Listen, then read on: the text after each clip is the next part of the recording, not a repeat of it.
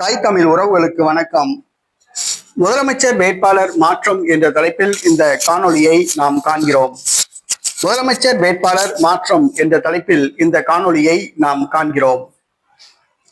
அதிமுக பாஜக கூட்டணியில் முதலமைச்சர் வேட்பாளராக எடப்பாடி பழனிசாமி அறிவிக்கப்பட்டுள்ளார். தற்பொழுது அதிமுக பாஜக கூட்டணியிலிருந்து 3 முக்கிய கட்சிகள் வெளியேறியுள்ளன. அதாவது ஓபிஎஸ்ஸின் அதிமுக தொண்டர் உரிமை மீட்பு குழு, அம்மா மக்கள் முன்னேற்ற கழகம், அடுத்ததாக தமிழக மக்கள் முன்னேற்ற கழகம். இந்த 3 கட்சிகளும் அதிமுக பாஜக கூட்டணியிலிருந்து வெளியேறியுள்ளன. தற்பொழுது அதிமுக பாஜக கூட்டணியில் தமிழ் மாநில காங்கிரஸ் உள்ளது.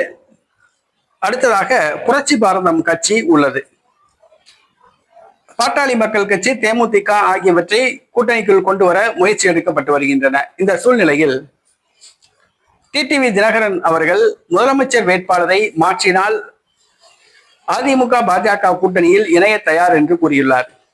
அதே போன்று ஓபிஎஸ் அவர்களும் இந்த கருத்தை வரவேற்றுள்ளார்.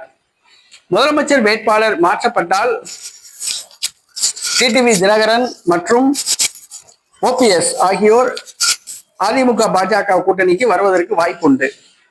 கூட்டணி மெகா கூட்டணியாக மாறுவதற்கு வாய்ப்புண்டு. ஆகவே அதிமுக பாஜக கூட்டணி முதலமைச்சர் வேட்பாளராக எடப்பாடி பழனிசாமியை நீக்கிவிட்டு வேறு ஒருவரை நியமிக்கலாமா என்ற ஒரு எண்ணம் பாஜகவுக்கு இருப்பதாக கூறப்படுகிறது. இதற்கு முக்கிய காரணம், இதற்கு பின்புலமாக அதிமுக முன்னாள் அமைச்சர் வேலுமணி இருப்பதாக கூறப்படுகிறது. கொங்கு மண்டலத்திலே எடப்பாடி பழனிசாமிக்கு அடுத்தபடியாக அதிக செல்வாக்கு பெற்றவர் வேலுமணி. அதிமுகவிலே நம்பர் 2 இருப்பவர் வேலுமணி. இந்த பிரச்சனைக்கு காரணம் வேலுமணி தான் என்று கூறப்படுகிறது.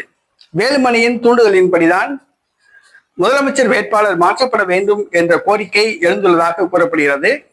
எடப்பாடி பழனிசாமிக்கு பதிலாக வேலுமணியை முதலமைச்சர் வேட்பாளராக அறிவிக்க வேண்டும் என்று பாஜகவுக்கு ஓபிஎஸ் மற்றும் டிடிவி தினகரன் வலியுறுத்தி வருவதாக கூறப்படுகிறது.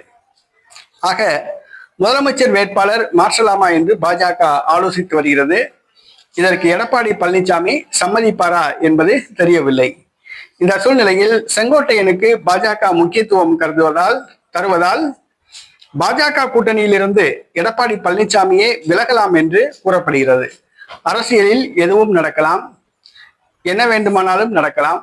பொறுத்திருந்து பார்ப்போம். தேர்தலுக்கு இன்னும் 8 மாத காலம் உள்ளது.